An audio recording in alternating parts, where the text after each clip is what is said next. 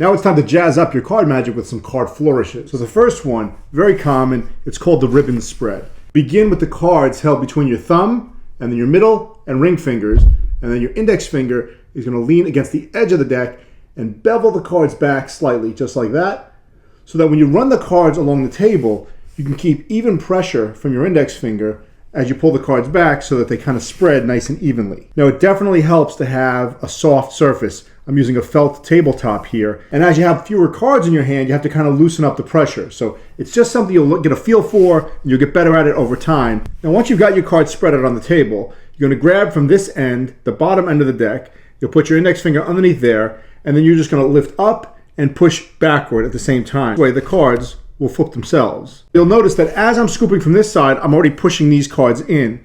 So it kind of goes together into one smooth motion as you collect the cards. One more thing you could do with this move is as the cards get halfway, you could split them. So you just put your fingers in here, you pull these two cards apart, and now if you run your index finger across the top, you can go back and forth. This flourish is called the waterfall. So you grip the cards with your thumb on one end, and now you're going to a deep grip. So I'm starting right where the crease of my thumb is. Squeeze in a wedging motion, and when you do that, the cards are going to separate themselves just slightly. So now if I straighten the cards out, I've got air between all of them.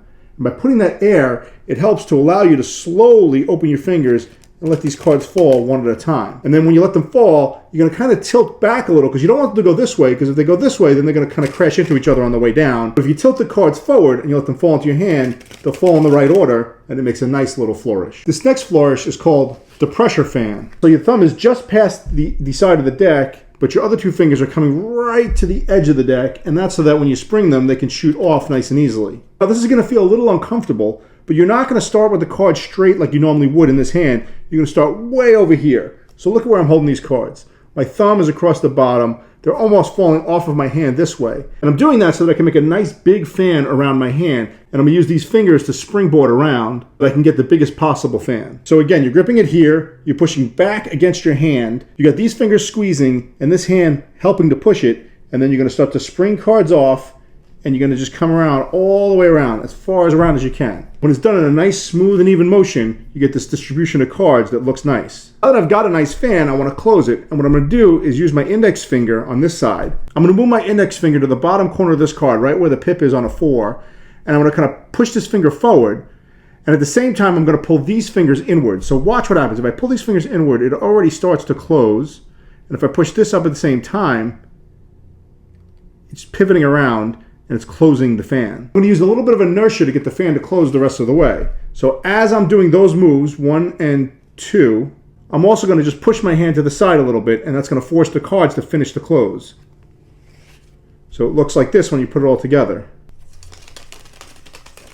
This move is called the cascade. We're going to hold the cards in a nice tight block, and we're going to separate as close to half as possible. We'll have these two halves of the deck interlock into each other, just like a faro shuffle.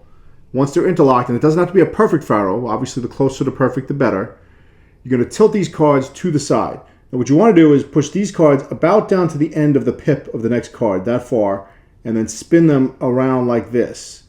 Now I've got like a 90-degree angle of the cards. I'm just going to go a little bit more than that. Now with your left hand, you're going to put your thumb inside that little groove.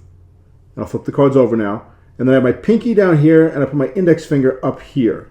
So I'm holding the cards like this. My thumb is in that little V, my index finger is down at the corner, and my pinky is at this corner. If I were to just drop these cards and let them cascade, they'd hit into these fingers. What I'm going to do is curl them back and put them behind the cards. And the angle that you put these cards on will also impact the speed of the falls. When I let go, these cards are going to fall a lot faster. But if I push the angle even tighter like this, they'll fall a little bit slower with a little more control, and they all fall in the same spot.